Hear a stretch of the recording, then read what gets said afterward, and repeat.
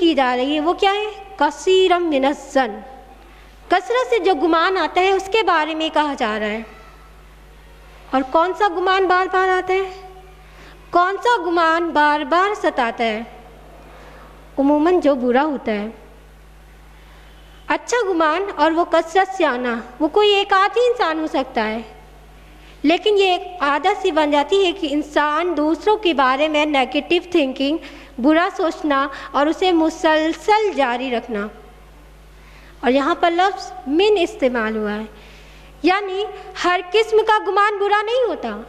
ہر قسم کی سوچ بری نہیں ہوتی ہے، لیکن بعض رائے درست نہیں ہوتی اور وہ ہے برا گمان۔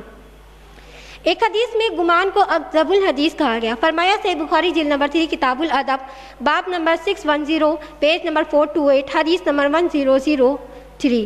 اللہ کے رسول صلی اللہ علیہ وسلم نے فرمایا ایاکم وظن فإن الظن الاکذب الحدیث، بچو تم گمان کرنے سے کیونکہ گمان اکذب الحدیث ہے، سب سے جھوٹی بات جس کی کوئی حقیقت نہیں۔ جیسے انسان کا کسی کے بارے میں گمان غلط ہو جاتا ہے، خیال غلط ہو جاتا ہے، تو اس کے بعد انسان اس کی ہر بات کو غلط سمجھنے لگتا ہے، اور کیونکہ اس کے بارے میں انسان کا ذہن اس کی سوچ پر مرکوز ہو جاتا ہے، اور اس طرح وہ ایک بری راہ اختیار کر لیتا ہے، ایک بری ڈگر پر چل پڑتا ہے، اس کی خوبیوں کی تلاش کی بجائے اس کے عیب تلاش کرنے لگ جاتا ہے۔ اگر دیکھا جائے تو اکثر تعلقات کی خرابی کی بنیاد برے گمان سے ہوتی ہے۔ اگر کسی سے بھی آپ کے تعلقات درست نہ ہوں تو جان لیجئے اس کے پیچھے برا گمان چھپا ہے۔ اس لیے فتنے کے دروازے کو کھلا ہی نہ چھوڑو، اور دروازہ کیا ہے؟ گمان، برا خیال نہ آنے دو، اگر آ بھی جائے تو اس کو جڑ نہ پکڑنے دو، اس کو ٹھہرنے نہ دو۔ بعض لوگ کا طریقہ یہ ہوتا ہے کہ جس سے بھی تھوڑا سا اختلاف ہوا، جس نے بھی ان کی بات کو نہ مانی، ان کی بات کو اہمیت نہ دی،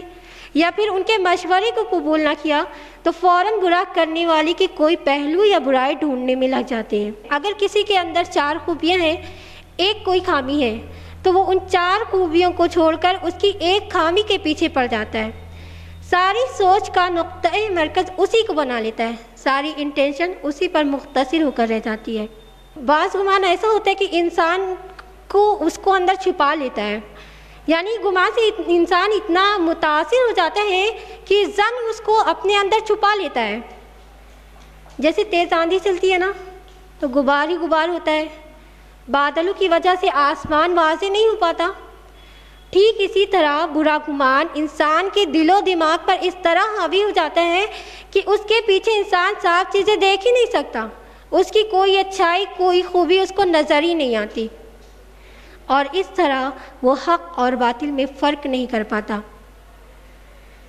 اور اگر ہمارا کسی شخص سے کوئی اختلاف ہو جاتا ہے تو ہم فوراً اس کے بارے میں برا گمان سوچنے لگتے ہیں، اور شیطان ہمیں ان غلط گمان میں اس طرح مبتلا کر دیتا ہے کہ ہم اس کی حقیقت سے بھی بالکل بے خبر ہو جاتے ہیں، اور ساتھ ہی ساتھ ہم خود بھی اطمینان سے نہیں رہ پاتے۔ یعنی برا گمان انسان کے اندر بے چینی اور بے سکونی بھی پیدا کر دیتا ہے۔ لیکن ہر گمان برا نہیں ہوتا، بعض گمان اچھا بھی ہوتا ہے، اور اچھا گمان انسان کو پسندیدہ اور مطلوب ہوتا ہے، اور وہ یہ کہ اللہ تعالیٰ کے بارے میں اچھا گمان رکھنا، رسول اللہ صلی اللہ علیہ وسلم کے بارے میں اچھا گمان رکھنا، نیک لوگوں کے بارے میں اچھا گمان رکھنا۔ اللہ کے رسول کی حدیث ہے، ابو داؤد جلد نمبر 3 کتاب الادب باب نمبر 504 پیج نمبر 590 to 591 حدیث نمبر 1558۔ ابو ہریرہ رضی اللہ عنہ سے روایت ہے کہ آپ صلی اللہ علیہ وسلم نے فرمایا کہ نیک گمان رکھنا اچھی عبادت ہے، یعنی جب تک ہمیں اپنے رب سے، اپنے رسول صلی اللہ علیہ وسلم سے اور نیک لوگوں کے متعلق اچھا گمان نہیں ہوگا، تب تک ہم حقیقی طور پر مومن ہی نہیں کہلائے جائیں گے، کیونکہ ایک مومن ہمیشہ گمان کرتا ہے کہ اس کا رب ہی اس کی ضروریات کو پوری کرنے والا ہے، وہی اس کا نگہبان ہے، وہی اس کا حاکم ہے، وہ ہمیشہ اپنے دل کو برے گمان سے پاک رکھتا ہے۔ جیسے ایک صفائی پسند انسان اپنے آس پاس کی گندگی برداشت نہیں کر سکتا، اسی طرح ایک مومن اپنے دل پر کسی بھی قسم کی گندگی برداشت نہیں کر سکتا۔ وہ ہمیشہ اپنے دل کو برے گمان سے پاک رکھتا ہے، اور جو گمان برا ہوتا ہے اسے انسان بغیر کسی دلیل، بغیر کسی ثبوت کے دوسروں پر الزام لگاتا ہے۔ مثال کے طور پر جب حضرت عائشہ رضی اللہ عنہا پر بہتان لگا تھا، وہ کیا تھا؟ وہ ایک مس انڈرسٹینڈنگ ہی تو تھی کہ کچھ لوگوں نے سنا اور خاموش رہے، اور کچھ لوگ اسے لے کر آگے چلے۔ تو اللہ تعالیٰ نے فرمایا قرآن مجید میں سورہ نور سورہ نمبر 24 آیت نمبر 12 میں، لولا اذ سمعتم ظن المؤمنون والمؤمنات، اسے سنتے ہی مومن مردوں عورتوں نے نیک گمان کیوں نہ کیا؟ یعنی اس وقت جب حضرت عائشہ رضی اللہ عنہا کو دیکھ کر غلط گمان کر لیا گیا تھا اور افواہیں اس قدر مدینہ میں پھیل گئی تھی کہ اللہ تعالیٰ نے قرآن کی آیت نازل کر دی، اور وہ آیت صرف ان لوگوں کے لیے وارننگ نہیں تھی کہ تم لوگوں نے اچھا گمان کیوں نہ کیا، وہ آیت آج ہمارے لیے بھی ہے، کیونکہ قرآن مجید تو قیامت تک کے لوگوں کے لیے نازل ہوا ہے۔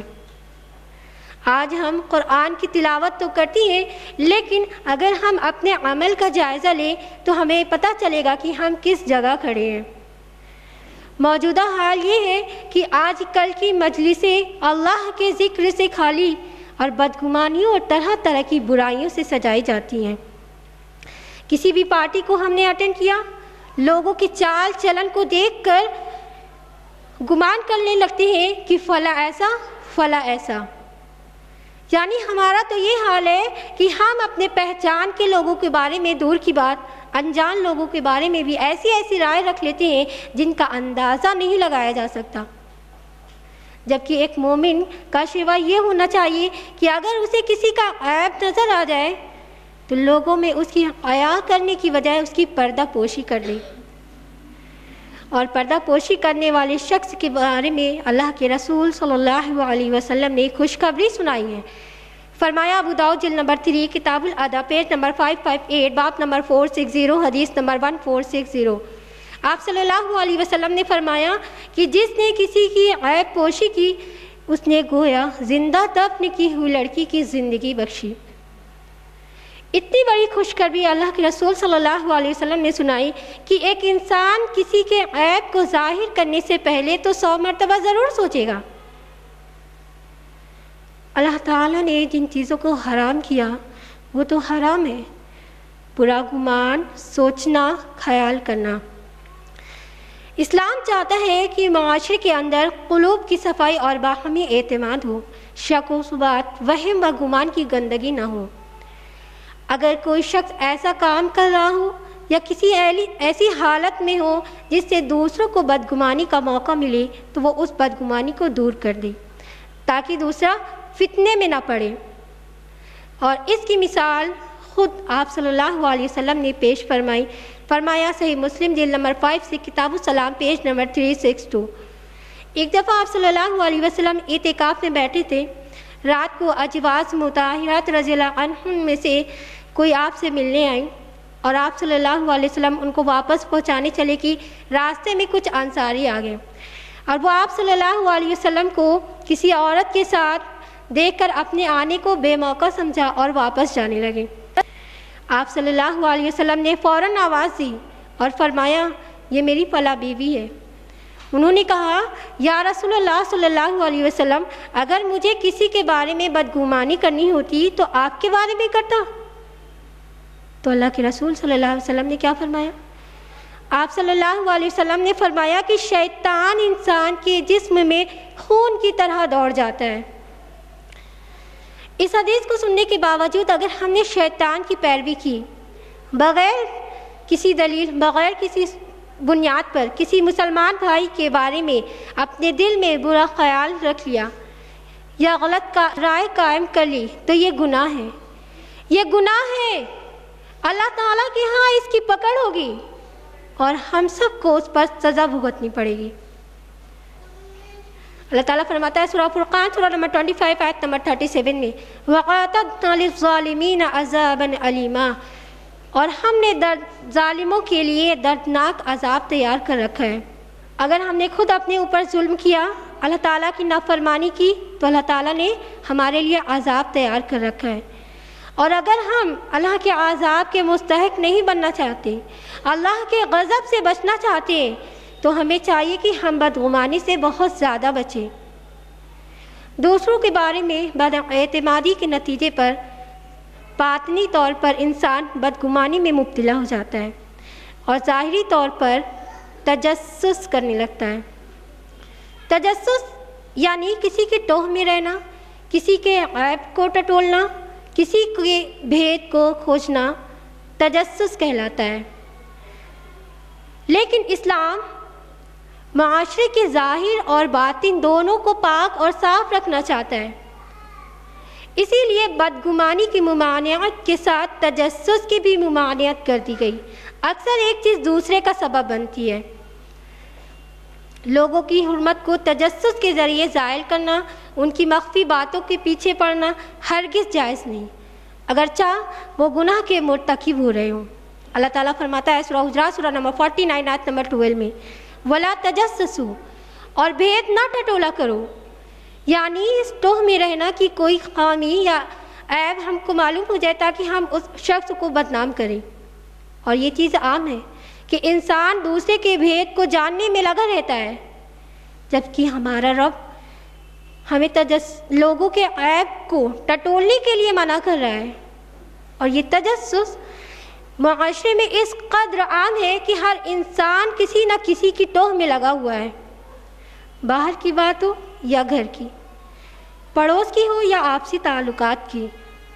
معاشرے میں اگر کوئی شخص کسی وجہ سے کسی کام سے گیا تو دوسرا اس کی ٹوہ میں اس کو بھید کو جاننے میں لگا ہوا ہے کہ آخر وہ شخص کہاں گیا، کس سے ملنے گیا، کیا وجہ ہے، کیا کرنے گیا، فضول کی باتیں، ایسا کرنے سے کیا حاصل ہوگا۔ اور خواتین میں جو سب سے زیادہ خرابیاں پیش آ رہی ہیں سسرالی رشتوں میں بے حد عام ہے۔ ہر ایک دوسرے کی ٹوہ میں لگا ہوا ہے، نند بھابھی کی ٹوہ میں، دیورانی جیٹھانی کی ٹوہ میں، ساس بہو کی ٹوہ میں، بیوی شوہر کی ٹوہ میں۔ اگر شوہر ماں باپ کے ساتھ نیک سلوک کرتا ہو، ان کی ضرورتوں کا خیال رکھتا ہو، ان کی خدمت کرتا ہو، تو بیوی اس ٹوہ میں لگی رہتی ہے۔ آپ کو کیا پرابلم ہے کہ اگر شوہر ماں باپ کے ساتھ نیک سلوک کرتا ہو، ان کی ضرورتوں کا خیال رکھتا ہو، تو یہ ایک اولاد کا فرض ہے۔ اور آج حال یہ ہے کہ انسان دوسروں کے ذاتی معائب کی دوسروں کے گھر میں گھس کر اس کی حالت کا پتہ لگاتا ہے،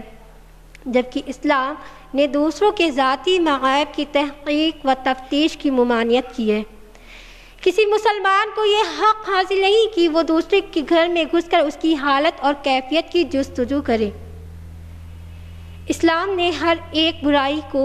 روکنے کے لیے ایسا طریقہ بتایا کہ کوئی برائی پنپنے ہی نہ پائے۔ فرمایا صحیح بخاری جلد نمبر 3 کتاب الادب پیج نمبر 751 باب نمبر 1012 حدیث نمبر 1797، اللہ کے رسول صلی اللہ علیہ وسلم نے فرمایا کہ جس نے کسی کے گھر میں بغیر اجازت جھانکا، اس کے گھر والوں کے لیے جائز ہے کہ وہ اس کی آنکھیں پھوڑ دیں۔ حدیث میں اس بات کی وضاحت کر دی گئی کہ جو شخص کسی سے ملنا چاہتا ہو وہ اس کے گھر میں داخل نہ ہو جب تک کہ اس کی اجازت نہ مل جائے۔ یعنی اسلام بغیر اجازت کسی کے گھر میں داخل ہونے کے لیے قطعی منع کرتا ہے۔ اور اتنا ہی نہیں، لوگوں کی باتوں کو ان کی مرضی کے بغیر اور ان سے چھپ کر سننا حرام قرار دیا ہے۔ اکثر لوگوں کی عادت ہوتی ہے کہ کچھ لوگوں کو باتیں کرتے دیکھا تو کوئی نہ کوئی جھوٹا بہانہ بنا کر اپنے کام کو چھوڑ کر اس کو جاننے میں لگے رہتے کہ آخر دیکھیں کیا باتیں ہو رہی ہیں، کہیں ایسا تو نہیں کہ وہ شخص ہماری ہی برائی کر رہا ہو۔ یا پھر دو لوگوں کو باتیں کرتے سنا تو کوئی تیسرا ان کی باتیں چھپ کر سننے لگتا ہے، جبکہ اگلا شخص پسند نہیں کرتا کہ کوئی تیسرا اس کی بات کو چھپ کر سنے، کیونکہ کچھ باتیں ایسی ہوتی ہیں کہ دو لوگوں کے بیچ محدود رہے تو زیادہ بہتر ہے، کوئی تیسرا اس کے بارے میں جانے ہی نہ۔ اگر یہ برائی ہمارے اندر موجود ہے تو ہم اس کو نکال دیں، کیونکہ اللہ کے رسول صلی اللہ علیہ وسلم کی بہت سخت حدیث ہے۔ فرمایا صحیح بخاری جلد نمبر 9 کتاب التعمیر حدیث نمبر 7042، آپ صلی اللہ علیہ وسلم نے فرمایا کہ जो शख्ص ऐसे लोगों کی باتیں